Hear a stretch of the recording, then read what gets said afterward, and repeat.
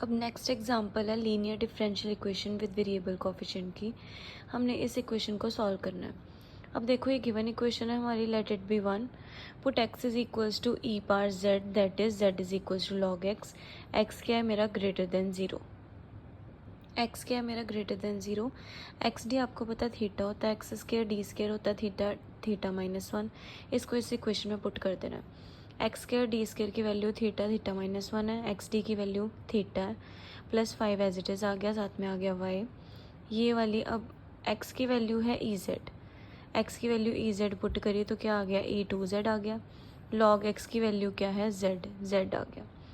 अब जब इसको सॉल्व करोगे थीटा स्केयर माइनस थीटा हो जाएगा, माइनस थीटा -3 थीटा -4 थीटा हो गया। अब आपको पता है हमारी ऑक्सिलरी इक्वेशन होती है ये, जो वाई के साथ इक्वेशन होती है वो होती है ऑक्सिलरी इक्वेशन। इससे पहले हमने रूट्स फाइंड करने होते हैं। अब इसमें मैंने क्वाड्रेटिक फॉर्मूला लगा के रूट्स फाइंड करे। ये इमेजिनरी रूट्स आए मेरे पास, टू प्लस माइनस आयोटा। अब मैंने आपको कल कॉम्प्लीमेंट्री फैक्टर फाइंड करने के रूल्स बताए थे। उसमें क्या था, जो आपका रियल रूट है वो आता था ई की पावर जेड के कोफिशिएंट में, मतलब यहाँ पे 2 है तो क्या आएगा ई की पावर 2Z। जो अयोटा इमेजिनरी रूट था इसके साथ क्या है 1 है, तो क्या आएगा C1 cos Z, Z का कोफिशिएंट 1 आएगा बिकॉज इमेजिनरी का 1 अयोटा के साथ 1 है। C2 sin Z, साइन ये cos Z plus sign Z कब आता था, जब मेरे पास अयोटा इमेजिनरी रूट आता था। एंड जो भी हमारे अयोटा का कोफिशिएंट होगा वो हमारे Z का कोफिशिएंट होगा cos Z and sin Z के साथ। अब उसके हमने कॉम्प्लीमेंट्री फैक्टर फाइंड कर लिया। अब हमने पर्टिकुलर इंटेग्रल वैल्यू फाइंड करनी है। पर्टिकुलर इंटेग्रल का फाइंड करते थे जब हमारे पास राइट साइड होती है। राइट साइड है यहाँ पे, ये चीज़ राइट साइड है एंड वाई के साथ वाली इक्वेशन क्या है ये। सो मेरा पर्टिकुलर इंटेग्रल क्या आएगा, 1/इक्वेशन ये वाली जो वाई के साथ है एंड साथ में जो हमारी राइट हैंड साइड है। अब जब भी राइट साइड होती थी तो क्या होता था, जो भी ई की पावर होती थी, मैंने बताया था कि अगर ई के पास ई के साथ कोई भी होएगी पावर तो जो भी जेड का कॉफिशेंट होएगा वो क्या होएगा, थीटा में ऐड हो जाएगा, थीटा प्लस ए हो जाएगा। अब यहाँ पे जेड का कॉफिशेंट क्या है 2, तो मेरा थीटा कैसे चेंज होगा, थीटा +2 में। यहाँ पे भी थीटा कैसे चेंज हो गया, थीटा +2 में। अब जब आप a + b का होल स्क्वायर लगा के इसको ओपन करोगे, इस ब्रैकेट को भी ओपन करोगे, टर्म्स कैंसिल आउट हो रही हैं, टर्म्स कैंसिल आउट हो रही है। यहाँ पे 4 थीटा के साथ कैंसिल, इसको सॉल्व करोगे आएगा 1। अब यहाँ पे मेरे पास आया थीटा स्क्वायर एंड जब भी मेरे पास थीटा स्क्वायर होता था एंड यहाँ पे मेरे साथ कोई फंक्शन भी पड़ा एंड ई की पावर भी पड़ी है, ये वाली चीज़ मेरी ऊपर चली जाएगी। ये मेरी बायनोमियल एक्सपेंशन टाइप बन रही है। बायनोमियल एक्सपेंशन क्या होती है, जब भी बीच में प्लस होता है एंड ऊपर नेगेटिव पावर होती है तो मेरे पास कौन से साइन आते हैं, ऑल्टरनेट साइंस, एक प्लस एक नेगेटिव, एक प्लस एक नेगेटिव अप टू सोन। ठीक है। अब जब आप इसको सॉल्व करोगे, पहले z को इसके साथ मल्टीप्लाई करोगे, z को 1 से मल्टीप्लाई करा z आ गया, z को थीटा स्क्वायर के साथ मल्टीप्लाई करा z थीटा स्क्वायर आ गया, z थीटा 4 आ गया। अब जब इसको सॉल्व करोगे ये z तो ऐसे ही रहेगा, थीटा स्क्वायर, थीटा का मतलब क्या होता है d/dz, थीटा स्क्वायर का मतलब क्या हो गया d²/dz²। तो इसके साथ क्या पड़ा हुआ है dz। जब मैं एक बार डिफ्रेंशिएशन करूँगी z की विद रिस्पेक्ट टू z वो 1 आएगी, जब सेकेंड टाइम डिफ्रेंशिएशन करूँगी z की विद रिस्पेक्ट टू z वो क्या आएगी, 0। मतलब डबल डिफ्रेंशिएशन जब मैंने z की करनी है विद रिस्पेक्ट टू z वो क्या हो जाएगी, 0। तो अप टू सारे सोन सारी 0 हो जाएंगे बिकॉज ये तो 4th डिफ्रेंशिएशन है।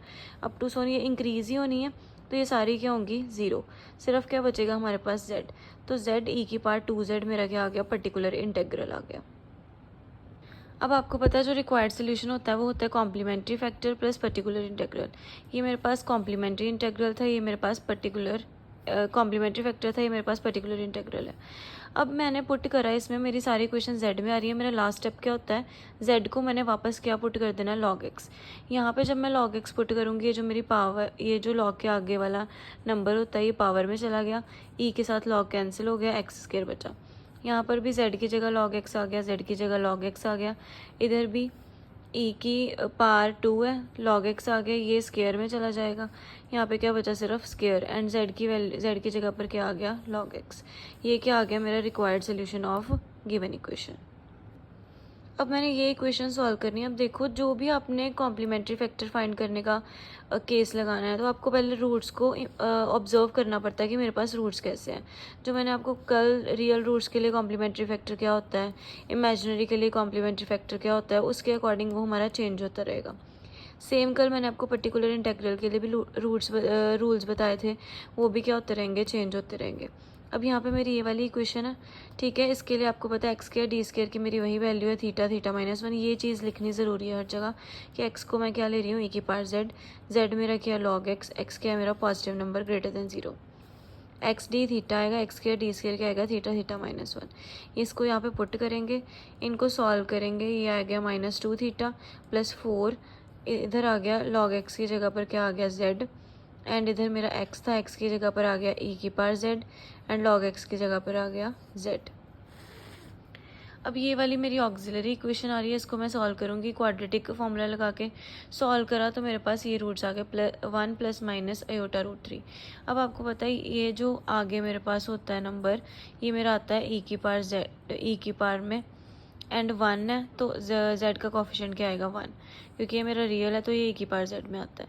अब जो मेरा ये इमेजिनरी रूट है, इसकी क्या होता है, ये मेरा अगर बीटा है तो कॉस बीटा जेड आ गया, C1 cos beta Z √3z मतलब, प्लस C2 साइन √3z, ठीक है। अब ये मेरे पास कॉम्प्लीमेंट्री फैक्टर आ गया। ये हमारा रूल सेम ही रहेगा हर जगह, कॉम्प्लीमेंट्री फैक्टर जैसे जैसे रूट होगा वैसे वैसे रूट जो रूल है वो चेंज होता रहेगा।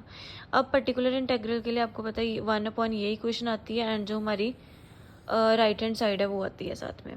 अब पहले ये जो पूरी है कॉस जेड के साथ भी मल्टीप्लाई हो रही है, एंड ये वाली पूरी साइन जेड के साथ भी मल्टीप्लाई हो रही है।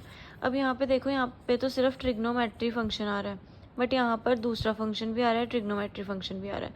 तो दूसरा फंक्शन भी आता था, और अगर ट्रिग्नोमेट्री फंक्शन भी आता था, उसका मेथड क्या होता था कि मुझे z का कॉफिशिएंट थीटा में क्या करना होता था, ऐड। मतलब मुझे क्या करना होता था, z + a करना, थीटा + a करना होता था। यहाँ पे मेरा z का कॉफिशिएंट क्या है, 1, इसलिए थीटा ने किसको रिप्लेस करा, थीटा +1 को। इधर भी थीटा ने किसको रिप्लेस करा, थीटा +1 को। एंड जब मेरा सिर्फ ट्रिग्नोमेट्रिक फंक्शन आता था, उसके लिए रूल क्या था कि मैंने थीटा स्क्वायर को क्या पुट करना होता था, -(a²). अब यहाँ पर मेरा z के साथ क्या है, 1, तो मेरा क्या आ गया, -(1²). माइनस बाहर आना है 1 स्क्वायर के, तो थीटा स्क्वायर की जगह पर क्या आ गया, -1 -2 थीटा + 4। अब इसको सॉल्व करा, 4 - 1 3 आ गया, -2 थीटा आ गया। यहाँ पर इसको ओपन करेंगे, a + b होल स्क्वायर की आइडेंटिटी लगा के, इसको भी ओपन करेंगे। ये दोनों टर्म्स कैंसिल आउट हो रही हैं, 1 - 2 -1 आ रहा है, -1 + 4 क्या आ रहा है, 3। अब फिर से हमारा यहाँ पे थीटा स्क्वायर आ रहा है, इसको भी मैं क्या पुट कर दूंगी, -1²। थीटा स्क्वायर की वैल्यू -1 पुट कर दिया, आ गया 1/2 साइन जेड। अब देखो यहाँ पे मेरा नीचे थीटा आ रहा है, नीचे थीटा आ रहा है, उसको ख़त्म करने के लिए मैंने क्या करना है, ऊपर भी 3 + 2 थीटा के साथ मल्टीप्लाई डिवाइड करना है 3 + 2 थीटा के साथ। यहाँ पे मेरी नीचे जो आइडेंटिटी बन जानी है, a + b a - b 9 - 4 theta square. फिर से थीटा स्क्वायर आ गया, थीटा स्क्वायर की वैल्यू -1 पुट कर देनी है, -1 माइनस माइनस प्लस हो गया, 9 + 5 कितना हो गया, 13। अब यहाँ पे मैंने क्या करा, 1/13 को बाहर ले लिया। जो कॉस जेड है उसने पहले 3 के साथ मल्टीप्लाई हो जाना है, एंड कॉस जेड ने 2 थीटा के साथ भी मल्टीप्लाई हो जाना है, ठीक है। थीटा जो है वो मेरा, थीटा की वैल्यू क्या है, d/dz। थीटा की जगह पर क्या पुट कर दिया, d/dz। अब जब आप with respect to z cos z की डिफ्रेंसिएशन करोगे तो वो क्या आएगी, माइनस साइन जेड। तो यहाँ पे क्या आ गया, -2 sine Z + 1/2 e⁻z sine Z आ गया। ये हमारे पास अब पूरा क्या आ गया, मेरा पर्टिकुलर इंटेग्रल। इसको 3 ले लेना है, कॉम्प्लीमेंट्री फैक्टर और पर्टिकुलर इंटेग्रल दोनों को प्लस करके लिख देना है। z की वैल्यू, z की जगह पर क्या पुट कर देना है, log x। सिमिलरली अब आपको log x पुट करना तो आ ही गया। नेक्स्ट इक्वेशन है ये वाली, x³ d, इसको मैं लिख सकती हूँ x³ d³ y बाहर निकाल लिया, इसको 3x² d², इसको xd + 8y मैंने कॉमन निकाल लिया पहले ही, 65 साइन log x। अब पुटिंग x = e⁻z, ये तो हर अब सम में सेम ही है। xd को theta, x² d² theta theta -1, x³ d³ theta theta -1 theta -2, and d/dz क्या होता है, मेरा थीटा होता है। इसमें पुट करी सारी वैल्यूज़, इसको सॉल्व करा, पहले इन दोनों ब्रैकेट्स को सॉल्व करा, इसको सॉल्व करा, सब कुछ सॉल्व करने के बाद मेरे पास थीटा ख़त्म हो रहा है, सिर्फ क्या बच रहा है थीटा क्यूब प्लस 8y। अब मेरी ऑक्सिलरी इक्वेशन ये है। अब यहाँ पर ये थीटा क्यूब प्लस 2 का क्यूब बन रहा है, A cube plus B cube की आइडेंटिटी लग जाएगी, क्या होती है A plus B, A square minus A B plus B square, ये आ गई। अब इसको इसमें से हमने दो रूट्स फाइंड करने हैं। एक रूट आ गया मेरा -2 एंड दूसरा मैंने क्वाड्रेटिक जो इक्वेशन बन रही थी मेरे, उसमें क्वाड्रेटिक फॉर्मूला लगा के ये वाला रूट फाइंड कर लिया। अब ये जो मेरा रियल है तो इसको मैंने e की पावर -2z में लिख सकती हूँ, और प्लस बाहर क्या आएगा, ये वाला रियल रूट e की पावर z, साथ में क्या आएगा c2 cos √3z plus c3 sin √3z। अब पर्टिकुलर इंटेग्रल फाइंड करने के लिए क्या होगा, ये जो मेरी y के साथ इक्वेशन होती है और साथ में क्या आती है राइट हैंड साइड, y के साथ वाली इक्वेशन साथ में राइट हैंड साइड आ गई। अब आपको पता है जब vx और साथ में ये बड़ा होता है मेरा ट्रिग्नोमेट्री फंक्शन, तो थीटा स्क्वायर को मैं -a² पुट करती हूँ, z का कोफिशिएंट 1 है इसलिए -1² पुट करा, थीटा स्क्वायर को -1 पुट कर दिया, एक थीटा साथ में आ गया। अब a इसको मैं 8 - थीटा लिख सकती हूँ।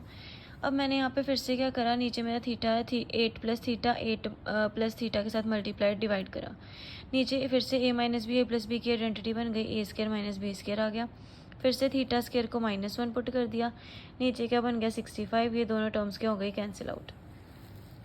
अब साइन z ने पहले 8 के साथ मल्टीप्लाई करना है, 8 साइन z बन जाना है, थीटा ने साइन z के साथ मल्टीप्लाई करना है, थीटा साइन z बन जाना है। थीटा की वैल्यू क्या होती है d/dz, d/dz जब आप साइन z की डिफ्रेंसिएशन करोगे विद रिस्पेक्ट टू z, वो क्या आ जाएगी cos z। यहाँ पे cos z आ गया, ये मेरे पास पर्टिकुलर इंटेग्रल बन गया। कंप्लीट सोल्यूशन क्या बनेगा, complementary factor plus particular integral, ये सारा कॉम्प्लीमेंट्री फैक्टर था, ये पर्टिकुलर इंटेग्रल आ गया, इसमें z की जगह पर log x पुट कर दिया, ये क्या आ गया मेरा रिक्वायर्ड सोल्यूशन।